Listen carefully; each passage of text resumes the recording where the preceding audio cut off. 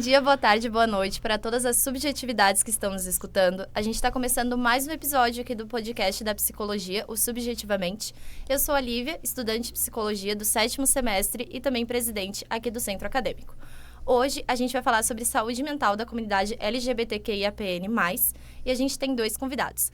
A gente tem a Ana Lua, que também é estudante de Psicologia, está no 8º semestre aqui da Unisul, e o psicólogo João Victor Furtado, que irá se apresentar para a gente. Oi, pessoal, eu sou o João Furtado, eu sou nativo aqui de Garopaba, pertinho aqui de Tubarão. Me formei na Unisul também, já fazem 2 anos, vai completar 2 anos ainda. E venho trabalhando com a comunidade LGBT e me especializando nessa área do gênero e sexualidade desde que me formei, inclusive. João, fala um pouquinho pra gente como que você iniciou nessa área.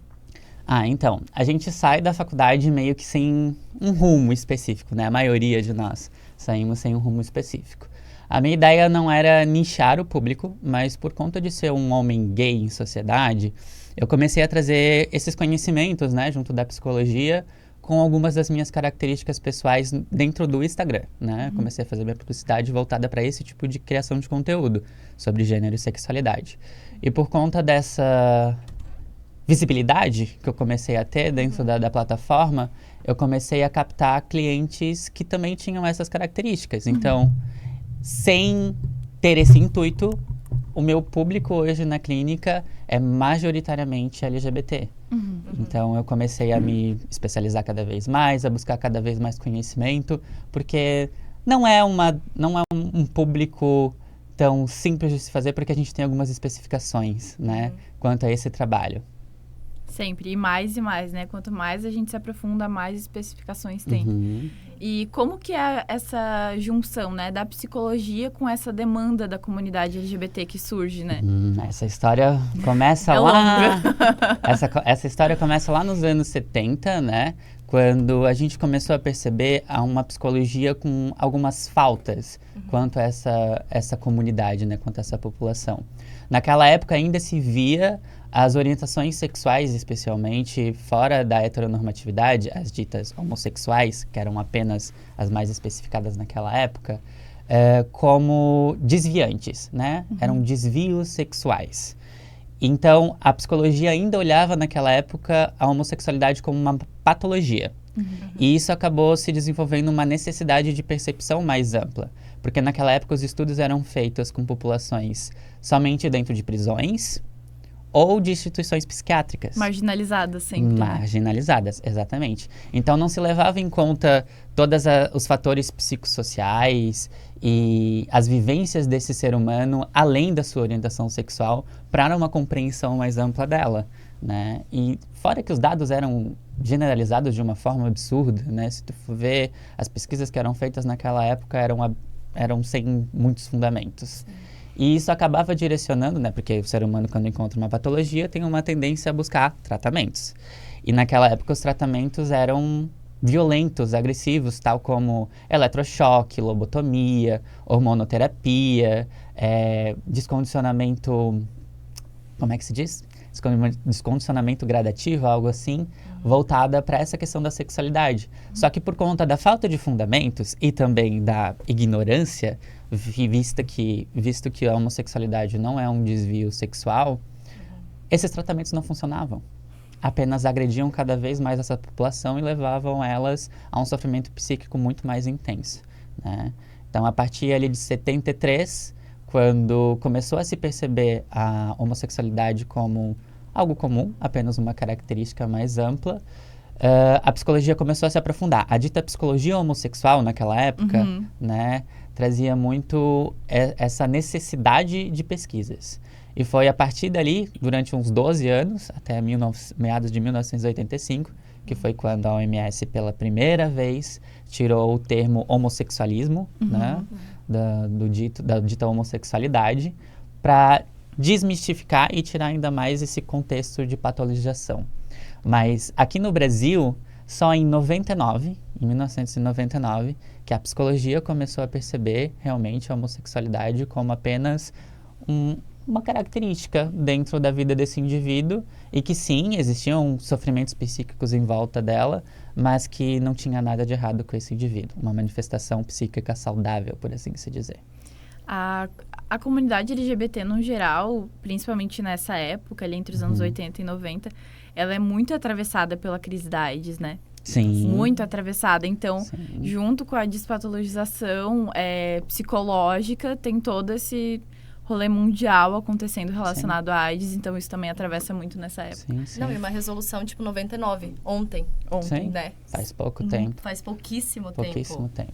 Existem muitas questões em volta desse contexto dos meados dos anos 80, sim, porque naquela época, apesar da desmistificação dentro da nossa área, o meio médico ainda patologizava demais a homossexualidade. Não só a homossexualidade, mas também identidade de gêneros divergente do hétero cis normativo.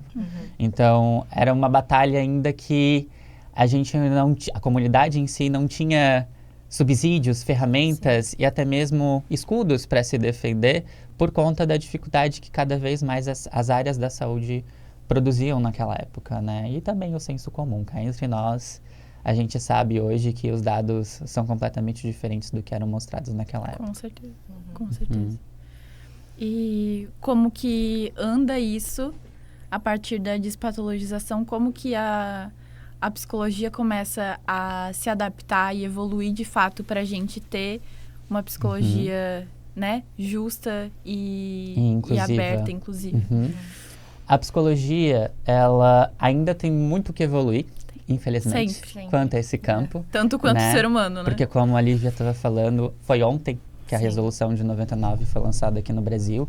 E a gente sabe que no nosso contexto brasileiro o preconceito ainda é muito intenso.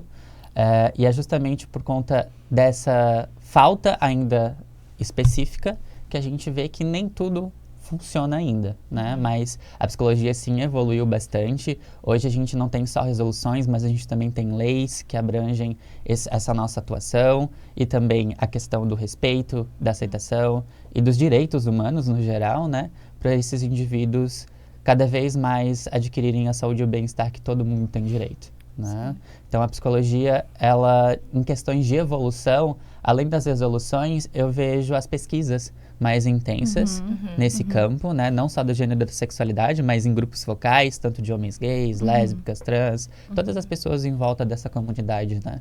Mas, ainda assim, faltam muitos estudos dentro do nosso país, especialmente, né? A bibliografia ainda é muito escassa, na minha opinião, quanto a essa área, infelizmente. Sim. E essa intensidade das pesquisas, a intensidade da evolução da psicologia, ela acontece em paralelo ao Brasil ser um país extremamente violento para pessoas LGBT, ao Brasil ser um país, o país que mais mata pessoas trans no mundo, pelo sei lá quantos anos seguidos. Então, tem todo um contexto de violência, né? E isso efetivamente afeta a saúde psíquica do indivíduo. Sim. Como isso afeta a saúde psíquica da comunidade? Então, dentro da minha perspectiva de trabalho, que a gente leva em consideração a dita psicologia afirmativa, né, que nasceu através dessa psicologia homossexual, do desenvolvimento cada vez mais intenso dessas pesquisas, foi lá em meados de 73, 78, por aí, que começou essa noção da psicologia afirmativa. A gente enxerga esse indivíduo e o sofrimento dele voltados e vinculados principalmente com o preconceito sofrido em sociedade. Como assim? O problema não vai ser a orientação sexual ou a identidade de gênero desse indivíduo. Vai ser sempre o preconceito que ele sofre em sociedade. Né? E a gente está falando da LGBTfobia. E a LGBTfobia, ela não é só uma fobia em si, né? É um conjunto de atitudes, na verdade, voltadas contra esse indivíduo que tem uma característica, seja orientação sexual, identidade de gênero ou os dois, que desvia, vamos botar bem entre aspas, porque não é um desvio, mas na visão dos homofóbicos e dos LGBTfóbicos é um desvio. E como esse indivíduo vai cada vez mais se enraizando, se conservando, se impedindo de ter vivências reais e condizentes com a própria identidade por conta desse preconceito. Então, o preconceito, ele limita esses indivíduos a terem a saúde, a liberdade, os seus próprios direitos de viver, de se expressar, de amar, de usufruir do que o mundo tem de melhor.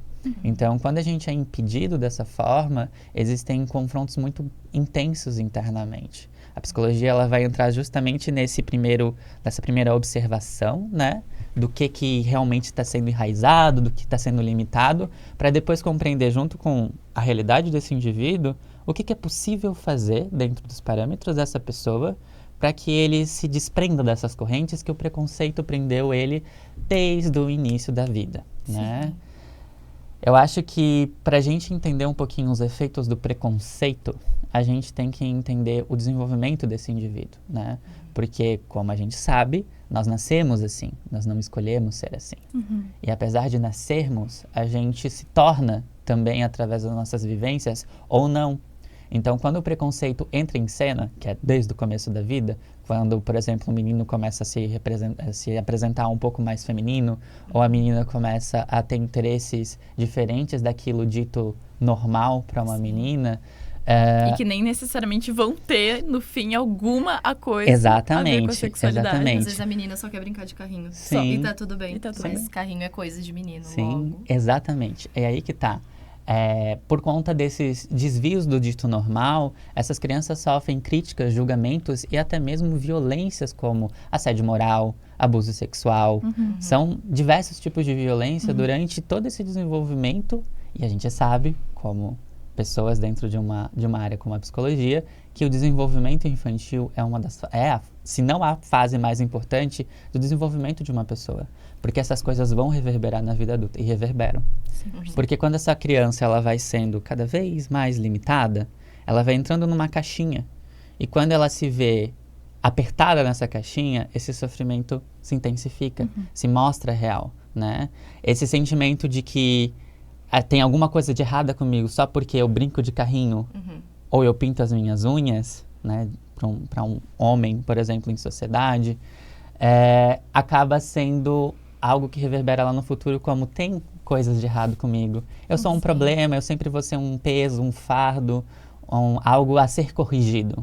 Eu sempre vou fazer as coisas erradas, eu sempre vou escolher o errado. Os meus desejos são horríveis, as minhas fantasias são erradas. Enfim, essa pessoa vai se limitando e se percebendo como alguém incompleto por conta dessas críticas e julgamentos do início da vida, né? E ela própria acaba se julgando e se criticando no futuro também. Então, essas limitações, a gente sabe que afetam a autoestima, os relacionamentos, a família, o trabalho, a prospecção de futuro. Existem muitos âmbitos na vida desse indivíduo que vão ser prejudicados por conta desse preconceito. E a limitação não acaba quando acaba a infância, né? A limitação, ela permanece ali mesmo depois que a gente consegue se libertar das conservas. A limitação, ela continua voltando. E aí é tu ter força e, né, cabeça para não continuar sendo limitado, né? Porque as limitações, elas continuam vindo ao longo da vida adulta e até o resto da vida, enquanto a sociedade for como a sociedade é no momento, né? Porque a gente tem diversos tipos de LGBTfobia, né? A gente tem a LGBTfobia cultural, que é a primeira que a gente acessa, né? Dentro de uma família, dentro de um sistema familiar, em que esses pais vão limitando a criança por conta dos seus próprios preconceitos. Porque a gente sabe que a criança não nasce com preconceitos, né? Ela absorve desses pais.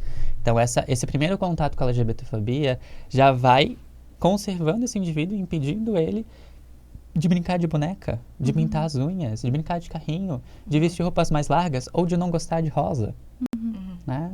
Vai impedindo essa pessoa de desenvolver sua identidade desde muito cedo de acordo com aquilo que lhe atrai, né? E a gente sabe que, independente do que ela escolha ou não, isso não vai condizer com uma orientação sexual ou uma identidade de gênero desviante. A gente vai usar muito esse aspa do desviante, porque a gente vai estar olhando para uma logística da homofobia, da LGBTfobia no geral. Então, nesse espaço, eu perdi a linha de raciocínio, perdão. Imagina. A gente estava falando sobre... Homofobia cultural. A homofobia cultural. Isso, muito obrigado. Corta. Aí a gente vai ter também um outro tipo de LGBTfobia que é institucional, né? Que a gente vai ver dentro de uma sociedade em si, em que o homem não pode ter traços femininos, porque isso vai prejudicar o sistema patriarcal e machista, né? de que um homem ser mais feminino ameaça essa estrutura que é horrível e preconceituosa e muito limitante. Assim como as mulheres também não podem sair de um lugar de subjugar, de ser subjugadas, né, de suprir outras coisas, de fazer outros papéis ditos masculinos, porque senão os homens, além de serem prejudicados, também tira essa vaga, digamos assim, da onde a mulher deveria estar, que a gente sabe que é errado, né? Então, existem muitas outras coisas enraizadas nessa institucionalização da LGBTfobia, como o machismo, o racismo e diversos outros tipos de preconceitos, que vão acabando cada vez mais limitando esse indivíduo em suas vivências dentro de uma escola, dentro de um trabalho, dentro de uma faculdade, dentro de qualquer vivência em sociedade no geral. Porque a gente sabe que quando a gente está em sociedade, a gente se relaciona com inúmeras pessoas, né? Então, além dessa LGBTfobia institucionalizada e cultural, a gente também vai ter a famosa, né, homofobia ou LGBTfobia internalizada, que é justamente uma estrutura que se fomenta através dessas críticas, dessa culpa, desse medo que foi enraizado lá no comecinho da vida, né, lá na infância. Essa LGBTfobia internalizada, ela nada mais é do que um misto de sensações de que independente do que você faça, você tem que continuar se limitando, porque senão você vai ser errado, você vai ser o problema, você nunca vai se encaixar, né? Tal como, por exemplo, vou dar alguns exemplos de manifestações da LGBTfobia internalizada para vocês entenderem. Homens gays que não utilizam, se reprimem a traços femininos, como expressões de gênero com roupas mais coloridas, ou mais curtas, ou unhas, ou cabelos mais compridos, ou até mesmo o uso da maquiagem. Pode até ser, mas não precisa da pinta. Sim, exatamente. Né?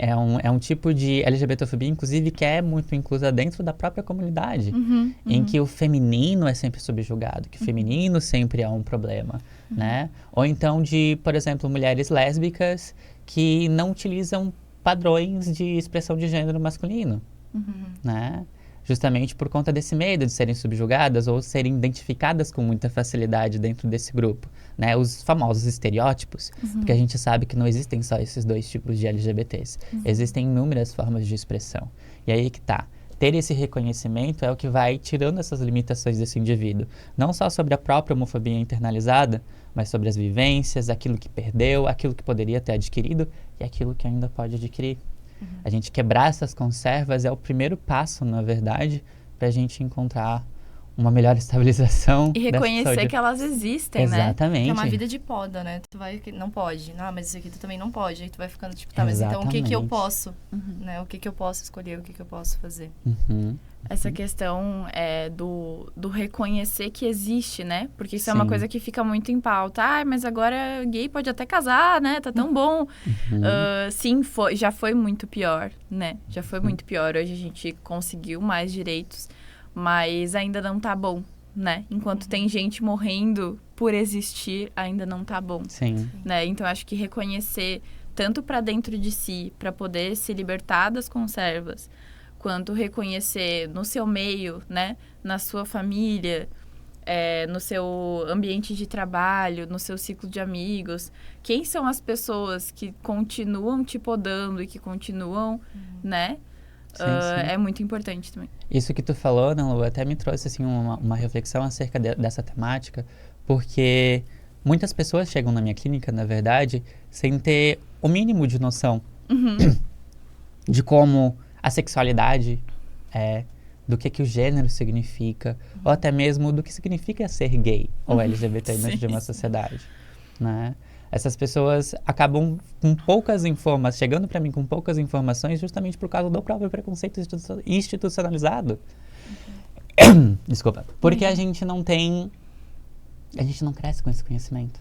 Sim. A gente não cresce com essas noções. Então, o acesso a isso também é podado, o acesso a si mesmo. Para além de entender que eu sou gay, como eu sou gay, né? Como eu me manifesto. Para além de entender que eu sou trans, como eu sou trans, né? Para qual lugar, para qual direção que vai isso, quantas formas diferentes tem de ser isso, né? Então, a gente é privado de nós mesmos, né? Sim. Da nossa própria existência. A dita invisibilidade institucionalizada Sim. é um movimento da sociedade em si. Porque a sociedade ela não vai levar em conta que existem LGBTs. Ela vai levar em conta que as pessoas vão ser héteros, brancas, cis. Família tradicional, margarina. Exato. A propagandinha de margarina. Então, nenhuma instituição, seja ela educacional, ou até mesmo de trabalho, ou até mesmo de saúde, né? A gente também vai ter que entrar nesse ponto em algum momento. Não leva em conta essas diversidades de ser e de estar no mundo. Então, as diretrizes, protocolos, ainda assim são muito LGBTfóbicos. E esse acesso à informação, como a Ana Lu estava trazendo, é uma coisa que muitos LGBTs ainda percebem, inclusive, que faltou. Tipo, eu cresci sem saber o que isso significava. Eu cresci sem saber como que se relaciona com uma pessoa do mesmo sexo. Eu cresci sem perceber o que de fato significava ter uma identidade de gênero. Eu cresci sem saber quem eu sou. E é assim que a gente vai sendo colocado na margem, né? Sem saber se identificar, sem saber se colocar. Então, aí você é podado do acesso ao conhecimento. Aí você larga a escola porque você sofreu preconceito. Aí você não consegue um trabalho porque você tem uma expressão de gênero diferente. E aí você vai sendo podado. Aí você não consegue fazer um exame porque você não consegue colocar o seu nome social lá no SUS. Aí, cada vez mais se afastando. E é assim que a gente é colocado às margens. É assim que 90% para mais das mulheres trans vivem em situação de prostituição, né? Então, e esse é um processo tão mais complexo hoje em dia e tão velado que as pessoas não têm esse conhecimento. Então fica, gay já pode casar, tá tudo certo, não existe mais preconceito, hoje tá tudo tranquilo. Mas tem toda uma estrutura que acontece que se você não busca conhecimento, ou se você não é de dentro da comunidade, você não vai entender que essa estrutura tá aí e você não vai parar de fomentar ela cada vez mais, né? Os ditos homo-ignorantes, né, na Lua. As pessoas que...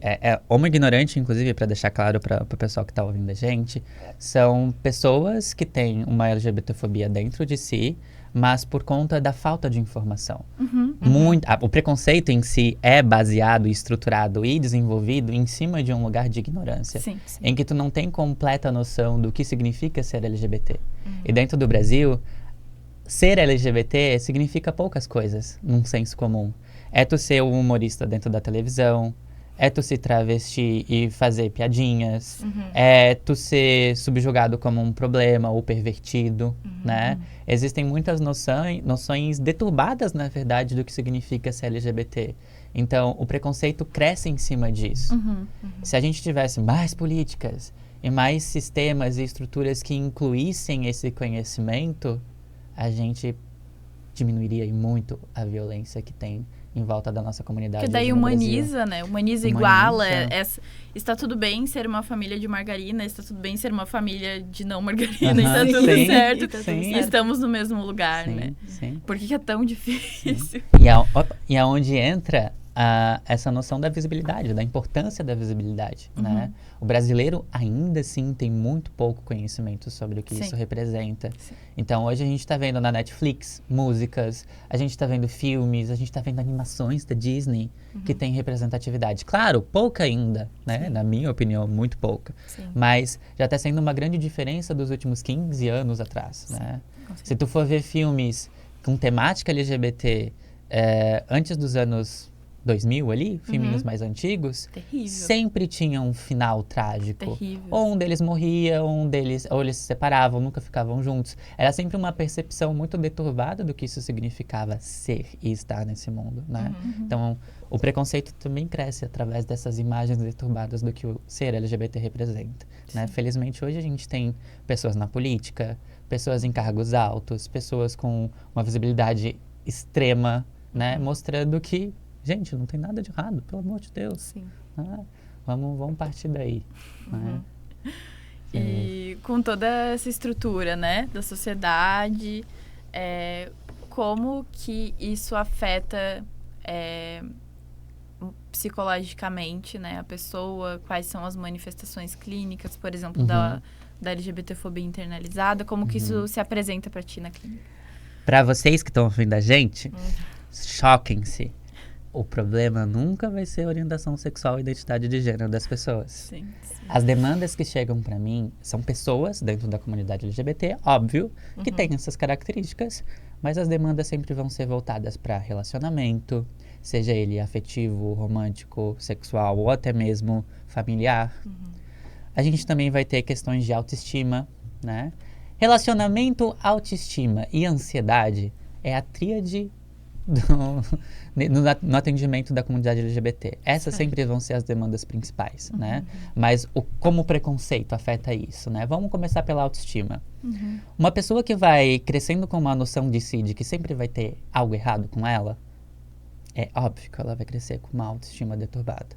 Ela sempre vai se enxergar em qualquer âmbito uma necessidade de se esconder, de se tornar outra pessoa, de criar um personagem, né? Um papel que não condiz com ela. E esse papel vai se enraizando, se enraizando, se enraizando, e quando chega ali no comecinho da adolescência, ou até mesmo no final dela, existe um sofrimento intenso, porque a pessoa não sabe para onde vai, o que gosta, o que quer. Eu não estou dizendo só de orientação sexual, gente, eu estou dizendo de gosto simples, como que tipo de música eu escuto, que cor eu mais gosto, qual é o meu estilo de roupa, né? Para onde eu quero ir, quem são os meus amigos. Tu acaba criando um mundo que não condiz contigo. E que normalmente te coloca cada vez mais em sofrimento e te distanciando cada vez mais de quem tu realmente é. E a gente sabe que quando a gente angustia os nossos desejos, sejam eles quais forem, a gente não está falando só de desejo sexual aqui, posteriormente, em algum momento, nessa realidade, nessa subjetividade, vão existir sintomas. E a gente vai ver sintomas, por exemplo, nesses indivíduos com autoestima baixa, né? Problemas de autoconfiança. E isso vai bater em trabalho, área profissional, né? A gente vai bater também em planejamento de futuro, em segurança dentro de um relacionamento, seja romântico, afetivo ou sexual. E a gente também vai ter vários outros pontinhos de não conseguir se colocar numa posição de liderança ou de se ver em uma profissão formado ou bem-sucedido, né? Essas incapacidades de prospectar o seu próprio futuro é uma das coisas que a baixa autoestima mais afeta na comunidade em si, né? Mas a gente também vai ter essa questão dos relacionamentos. Tu vai crescer em uma sociedade que vai te mostrar um referencial específico. E esse referencial específico é aquele que a gente cresce vendo, por exemplo, na Disney, né? O príncipe e a princesa. O homem e a mulher. E quando tu se vê gostando de uma pessoa do mesmo sexo, tu não consegue seguir esse referencial de relacionamento. Então tu vai tentar entrar num padrão extremamente monogâmico, ou de que existe um romantismo excessivo, né? Ou uma afetividade, uma dependência muito grande. Então, o que acontece não é majoritariamente, né? Não é um padrão específico, mas muitos LGBTs, quando começam os seus primeiros relacionamentos, inclusive afetivos, românticos ou sexuais, eles se confrontam com essa incapacidade, essa falta de repertório de como é um relacionamento entre duas pessoas do mesmo sexo. Então, essa falta de repertório acaba causando problemas, conflitos muito intensos dentro de uma relação. A gente vê hoje em dia, na minha clínica especialmente, eu vejo muitas pessoas com seus 20, 30 anos chegando com problemas de relacionamento, tendo já uma experiência de 5, 6 relacionamentos que têm padrões exatamente iguais, repetitivos, porque tu tenta se encaixar nesse referencial heteronormativo e tu não consegue. Eu não estou dizendo que gay não consegue ter um relacionamento monogâmico. Eu não estou dizendo que pessoas trans não podem se casar. Eu não estou dizendo que pessoas LGBTs não podem formular uma família, tal como a Disney mostra. Eu estou dizendo que vão ter diferenças específicas que a gente precisa olhar, aceitar e depois trabalhar em cima disso para entender que a gente também tem esse direito, mas também a gente tem que se especificar, se adaptar a isso. Perceber que muitas das coisas que estão dentro desse padrão, a gente não vai alcançar. Né? E agora sobre era relacionamentos, autoestima e ansiedade, né? A ansiedade. A querida da ansiedade, né? Para quem deve ter assistido Divertidamente 2, já deve ter uma noção de como ela funciona. A bichinha é maluca, né? Mas a ansiedade, gente, ela é um sentimento que todo mundo tem isso é fato, mas que para algumas pessoas ela se intensifica muito quando a gente percebe uma ameaça iminente, né? Num futuro próximo ou a longo prazo, a gente começa a olhar para essa ameaça e sentir as sensações de como se ela estivesse já próxima. Então a gente começa a buscar essas resoluções antecipadamente, antes mesmo de a situação acontecer ou sequer acontecer.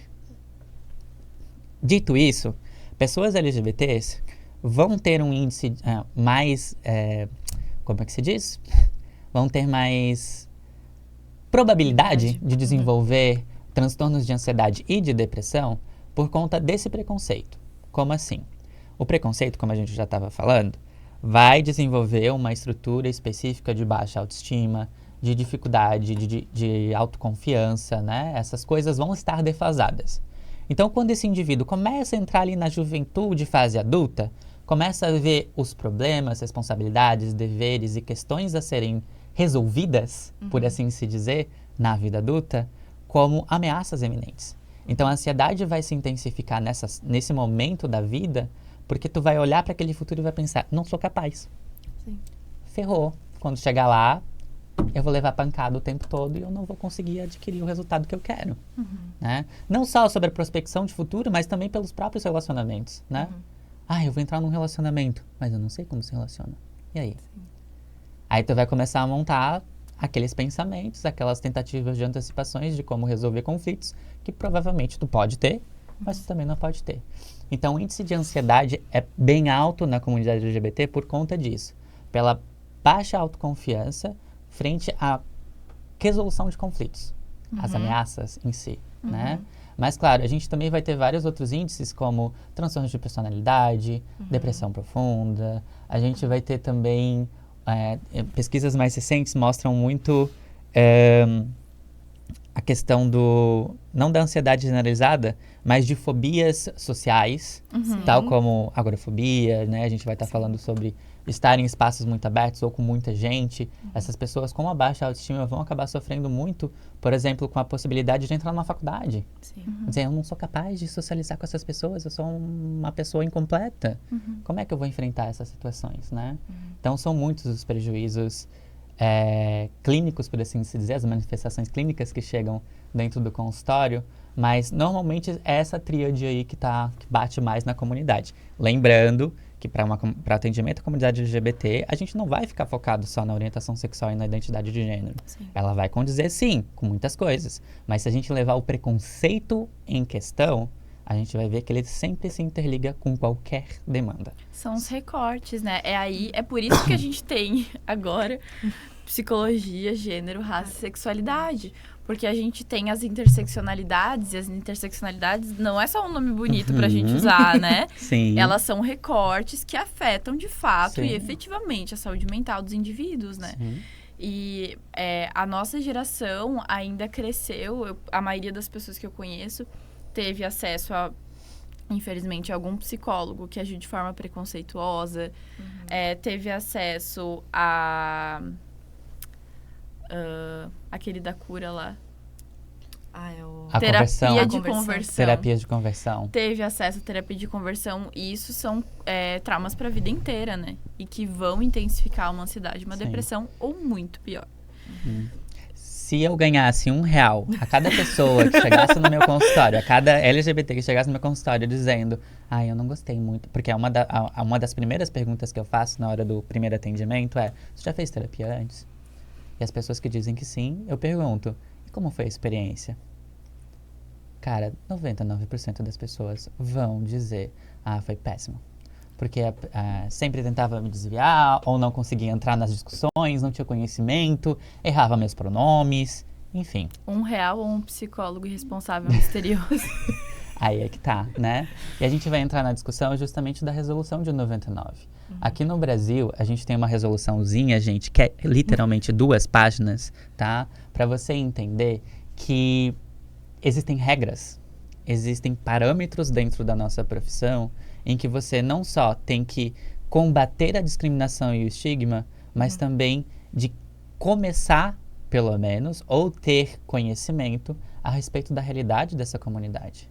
Então, se você não tem essa noção básica e mínima e for atender uma pessoa e acabar cometendo crimes, inclusive, você vai não só tá botando em risco a sua profissão, que não é o mais importante cá entre nós, mas revitimizando uma pessoa que passou opressão desde o início da vida. Sim. Você vai estar colocando ela na mesma situação que levou ela para o seu consultório. Então a gente tem que tomar muito cuidado quanto a atender pessoas nesse lugar, né?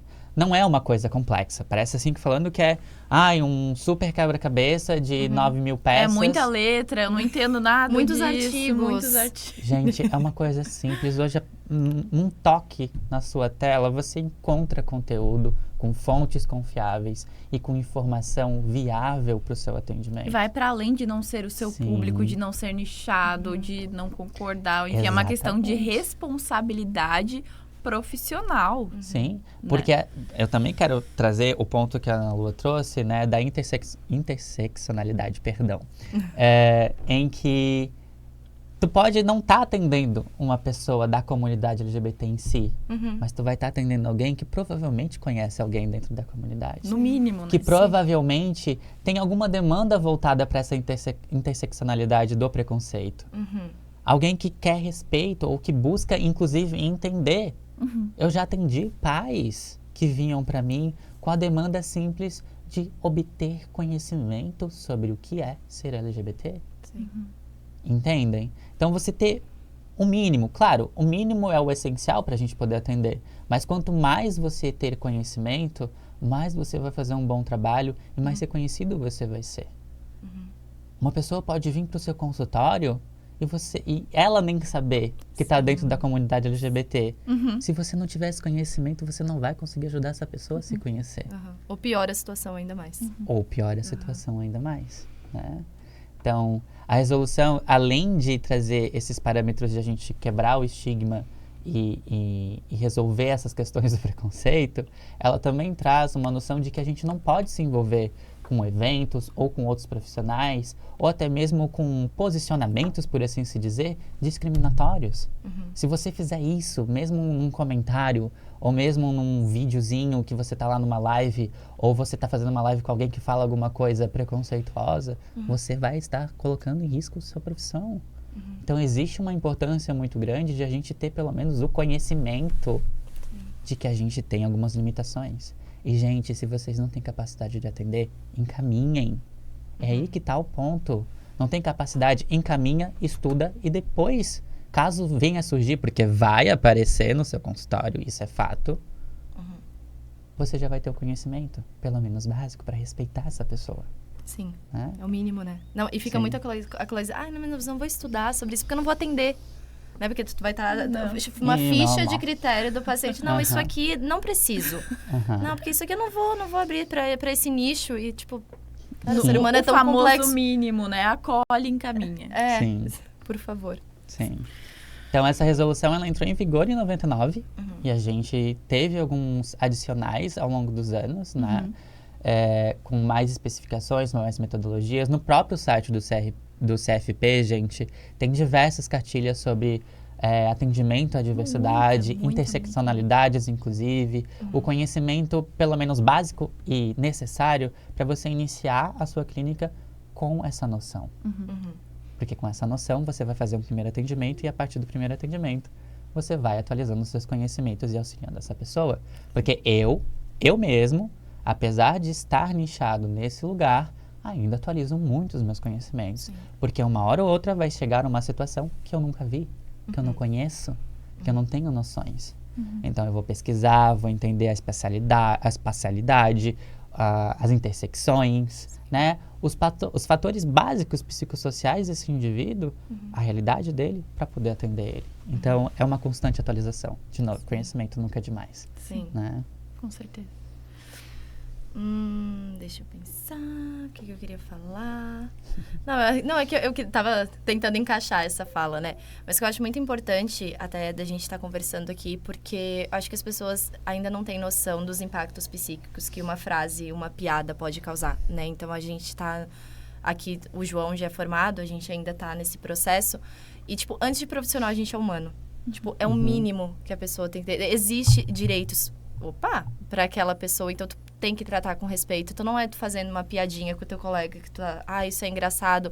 E, tipo, às vezes, tipo, a gente até esquece, né? A pessoa faz uma piada, 2 semanas depois, nem lembro. Mas, tipo, fica ecoando na cabeça daquela pessoa. Tipo, não é legal. Não é nada interessante. Vai estudar um mínimo. Eu já fiquei brava aqui. Mas, tipo, poxa, é revoltante. Tu tá, sei lá, em 2024, pelo menos eu falo na realidade de uma faculdade de psicologia que vão lidar com pessoas, com a complexidade humana. Sim. E vir um ser humano e fazer uma piadinha e achar que tá tudo bem, né? Ou a gente ter essa UC de raça, gênero e sexualidade e a gente perceber o descaso de algumas pessoas. Ou quando a gente fala de LGBT e fala, mas... Poxa, de novo? Ai, sério? De novo esse assunto? De novo, até que não aconteça mais. Sim, de novo. De novo. Como a gente fala de psicologia do desenvolvimento o ano letivo inteiro e o quanto tem de coisas exatamente pra gente ficar se atualizando. Cara, é tão básico quanto, né? Não, e é tão vasto. E eu, tipo, até tava falando, a psicologia, ela é tão linda pra te ficar só limitada num canto só. Pra te pensar, eu vou estudar só sobre isso. Não. Tipo, tem outras coisas que te formam não só um profissional bom, mas um ser humano decente, sabe? Que sabe o mínimo, que trata as pessoas com respeito. Eu acho que antes de um bom profissional, seja um ser humano decente, que faça o mínimo, que acolha, que encaminhe, como a gente falou, se tu vê que é uma limitação tua. Mas, tipo... eu que espero, sabe? É vai para além, né? Vai para além da psicologia, vai para além de, né? De tudo, só uma questão mesmo de direitos humanos e de respeito muito básica. Para além de posicionamento político, porque as pessoas associam muito a isso e vai totalmente para além disso, né? Principalmente na psicologia, porque, né? Neutro até que ponto. Aí é que tá. A Lívia trouxe esse pontinho da piadinha, né? De como isso afeta. Eu vou fazer uma analogia, na verdade, que eu faço com muita frequência quando a gente vai lidar com algumas questões, algumas atitudes homofóbicas junto na clínica. Vamos supor, vamos pegar esse indivíduo, uma Lívia. Vamos pegar a Lívia, né? A Lívia, ela tá na casa dela e ela tem diversos ursinhos em cima da cama dela. Né? Tô supondo. Ela tem diversos ursinhos em cima da cama dela, que é uma coisa que ela gosta de ter, né? Mas que em uma sociedade de senso comum é dita como infantil. Por conta desse senso comum, a Lívia não vai sair anunciando que ela tem inúmeros ursinhos em cima da cama dela. Em algum momento, alguém vê, sei lá, um stories da Lívia no Instagram em que aparece a cama dela cheia de ursinho e começa a caçoar dela. Tipo, tu tem ursinhos em cima da tua cama, coisa de criança, nananã. E começa a te zoar por conta de uma característica pessoal, que não condiz com ela. E que não atrapalha ninguém. E que não atrapalha em nada a vivência dela. E que às vezes nem era um problema pra mim. Exatamente. Né? Mas acaba se tornando um problema pra ti, porque não vai bater só na Lívia que hoje tá com 22 anos, mas sim na criança Lívia com 8 aninhos que gostava de todos os ursinhos em cima da cama. Vai bater numa criança que foi criticada, inclusive, por isso em algum momento na vida dela. Então, uma piadinha não é só uma piadinha. Uma piadinha é uma coisa que puxa e reverbera todas as coisas e vivências que essa pessoa teve no preconceito, né? O João, quando ele é chamado de bichinha, hoje não liga, tipo, eu sou mesmo, e aí? Tem orgulho disso. Mas o João, com 16 anos, quando era chamado disso, era colocado num lugar que ele nem sabia que estava. E entrava num conflito do tipo, meu Deus, será que eu sou? E se eu for? Isso é um problema em sociedade. E tu entra num intenso sofrimento. Então, fazer piadinhas não é bacana. Usar termos homofóbicos, LGBTfóbicos no geral, não é bacana. Porque você não vai estar só machucando essa pessoa, mas você vai estar potencializando um sistema de linguagem extremamente preconceituoso. E a gente sabe que a nossa subjetividade está intimamente ligada com a nossa linguagem e a nossa estrutura de sociedade.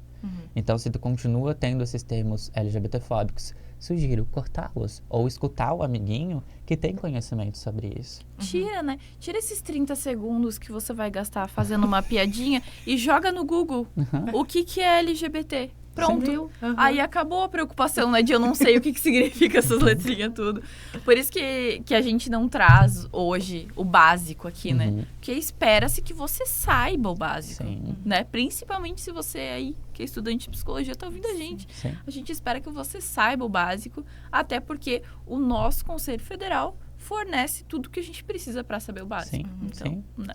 E a gente sabe que quando a gente fala de psicologia, a gente também fala intimamente da sexualidade. Com né? certeza. Sim. E a Com certeza. sexualidade, choquem, não é só hétero, olha só. Meu amado Existe- Freud aqui, ó. Aqui, existem ó, diversas cantinho do meu estruturas. ouvido falando. Exatamente, e você tem que conhecer todas elas para poder atender não só esse público, mas o público no geral, Sim. né? Com certeza. A gente vai para as perguntas? Vamos. A gente abriu uma caixinha de perguntas no Instagram do Perfeito. CAPSE.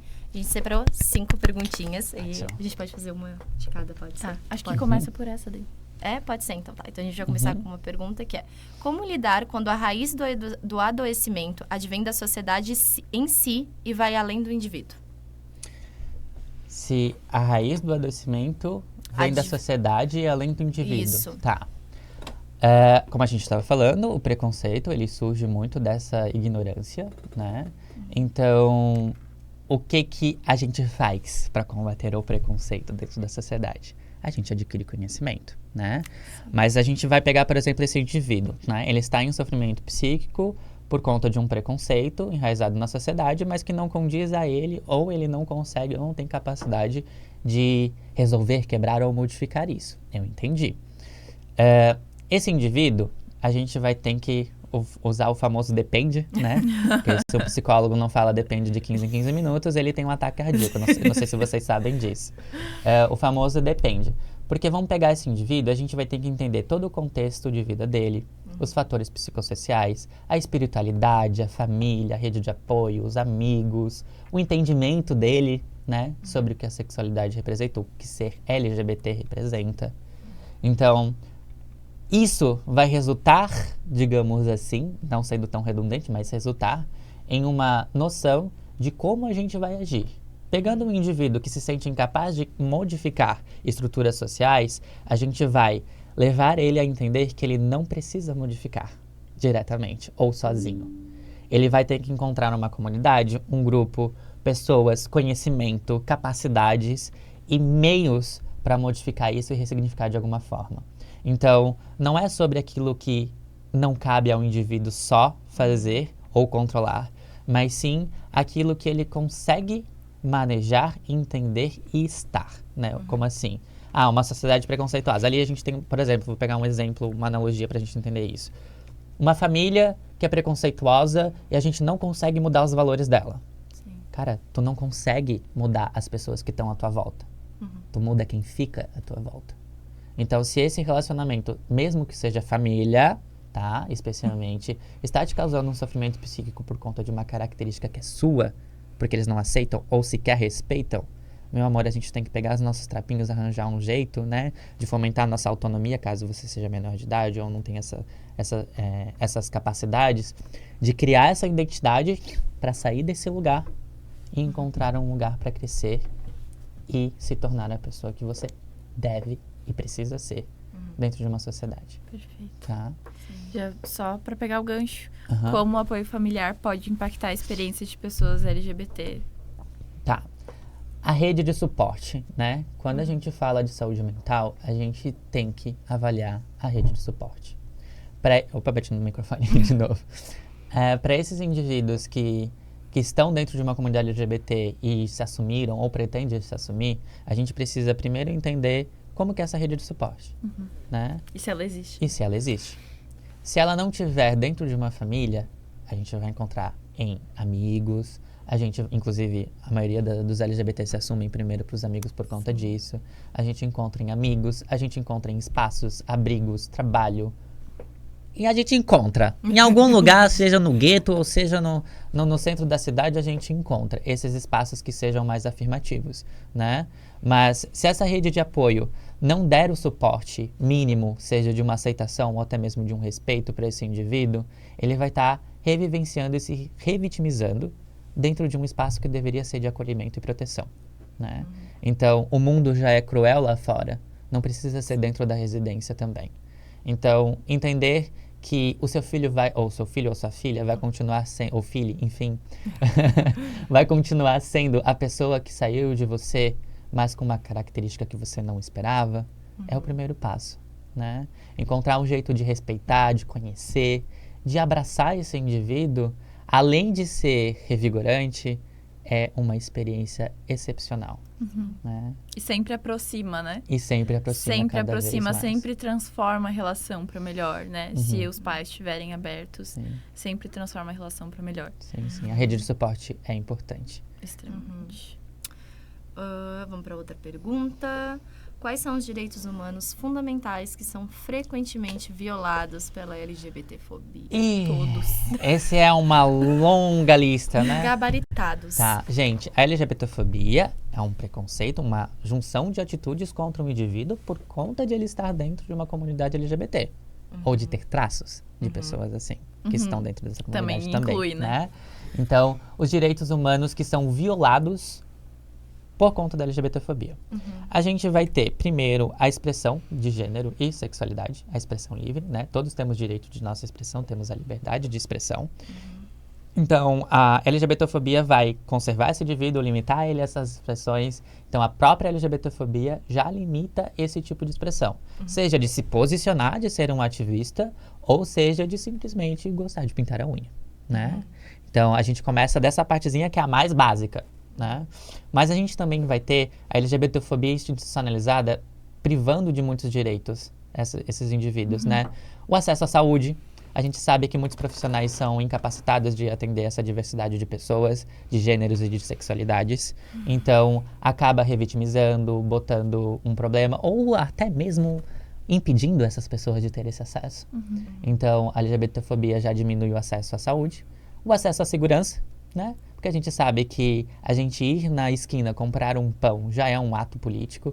Então, a gente andar na rua é de extremo perigo. A gente pode estar sofrendo violência física, abusos de diversas formas.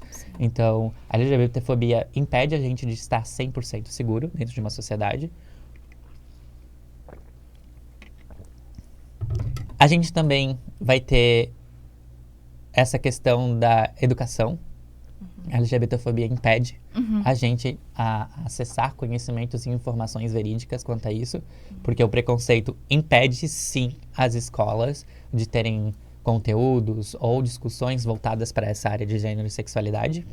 E a gente também vai ter a questão dos direitos de trabalho, inclusive, de acesso ao trabalho, a uma profissão, porque essa vigilância das empresas e das organizações frente à orientação sexual dos indivíduos é uma coisa que ainda acontece. Eu já vi pessoas serem demitidas só por terem um relacionamento. Ou por transicionarem. Ou por mudarem nome. É que a gente não aceita. Aceita sim, tem que aceitar. Sim. É crime você não aceitar, né? Então, são muitos os direitos que são violados, mas eu acho que para a nossa discussão hoje são mais esses que impedem a pessoa de encontrar lugares, de estar em lugares que promovem a saúde e o bem-estar dela de uma forma adequada. Sim. Perfeito. Pode escolher mais uma. Mais um. Vamos mais uma para finalizar. Tá, para finalizar, então, de que maneiras a religião pode influenciar atitudes e crenças sobre a comunidade LGBT? Tá. A gente tem que separar a religião da espiritualidade primeiro, né? A espiritualidade, ela é um pilar central da saúde mental de qualquer indivíduo. Perfeito. Alguns colocam como prioridade, outros não. Mas a religião é um conjunto de doutrinas, de um segmento da espiritualidade, em que você entende sobre um deus ou vários deuses, enfim, uma questão cultural de grupos e categorias específicas, né? A religião, ela... Pode repetir a pergunta, só o finalzinho? De que maneiras a religião pode influenciar atitudes e crenças sobre a comunidade? Tá, sobre a comunidade, certo. A gente tem que entender essa questão da espiritualidade da religião, porque a religião ela é um conjunto de doutrinas. E esse conjunto de doutrinas foi criado por pessoas e não por deuses ou escrituras sagradas, né? São interpretações frente a uma longa data, né? Frente a como a gente deve agir ou ser em sociedade. E a gente sabe que muitas das religiões, muitas, não todas, não são inclusivas frente à diversidade. E colocam, inclusive, esses indivíduos, né, como um problema, como um erro, ou destinados ao famoso inferno, por conta de terem um relacionamento homoafetivo ou, enfim, coisas que desviam de novo, do normal, né? Então, a religião, ela influencia nessas crenças não só dentro de uma família, de um sistema familiar, mas também no próprio indivíduo. Existem pessoas que querem ter pessoas LGBTs que querem ter uma espiritualidade, mas não conseguem ter esse acesso. Porque vão sempre se encontrar em espaços que são preconceituosos e extremamente ignorantes. Então, como é que tu vai se sentir aceito numa religião se dentro do templo tu não pode nem entrar? Mais um direito violado, né? Mais um direito violado, exatamente. Mas sim, existem diversos lugares, diversas religiões e até mesmo templos específicos que são muito inclusivos quanto à diversidade LGBT. Sim. Existem igrejas específicas para isso, inclusive. É complicado a gente ter essa noção de que precisamos de uma igreja específica para poder entrar, infelizmente, né? Mas ainda assim é uma estratégia que hoje está sendo muito importante para muitas pessoas, porque, como eu falei, a espiritualidade também é importante para a saúde mental do indivíduo. Sim, acho que com isso a gente finaliza. Quero agradecer muito Obrigada, a tua presença. João. Muito obrigada, agradecer a tua presença também por estar aqui hoje. Obrigada a vocês por terem assistido até o final, por estarem aqui com a gente. Um grande beijo, boa noite. Boa até noite. o próximo episódio. Até. Queria pedir para me seguir. Ai, volta. É importante fazer o meu merchan. É importante fazer o meu merchan. Acompanhe o João, passa teu user do Insta. O meu user é @psijoaofurtado, tá? Com o no final. Lá a gente vai encontrar bastante conteúdo sobre gênero e sexualidade e diálogos sobre saúde mental também. A gente vai deixar na descrição do vídeo aqui embaixo também. Acho que agora é isso. É isso? Obrigado, Beijo, gente. Tchau. Obrigada.